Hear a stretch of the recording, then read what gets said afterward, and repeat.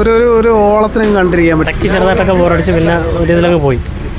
നല്ല cinema, feel good movie, nice പടമാണ്. വലിയ സംഭവമൊന്നുമല്ല, പക്ഷെ എന്നാലും ഒരു ഓളത്തിനും കണ്ടിരിക്കാൻ പറ്റുന്നൊരു പടം. രാജ് കുറേ കാലം കൂടിയിട്ടാണ് മസിൽ പിടുത്തമൊക്കെ ഒന്ന് വിട്ടത്.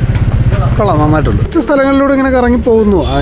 അതിൻ്റെ ഇടയിലൂടെ അവർക്കിടയിൽ നടക്കുന്ന സംഭവങ്ങളും കാര്യങ്ങളൊക്കെയാണ് സിനിമയിലുള്ളത്.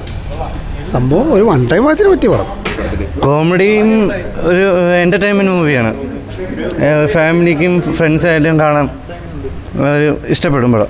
ഫ്രണ്ട്ഷിപ്പ് മൂവിയായിരുന്നു, ഒരു എൻ്റർടൈൻമെൻറ്റ് മൂവി. കുഴപ്പമില്ല, ബോറടിച്ചിട്ടില്ല, എങ്കിലും ചുമ്മാ കണ്ടിരിക്കാം.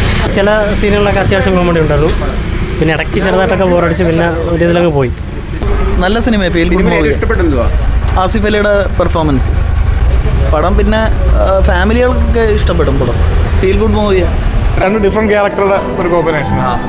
ഒരാൾ കുറച്ച് ആൾക്കാർ ജീവിക്കുന്ന ഒരാളും ഒരു സാധാരണക്കാരനായിട്ടുള്ള ഒരു കോമ്പിനേഷനായിട്ടാണ്. ഫീൽ പടം കോമഡി വർക്കൗട്ട്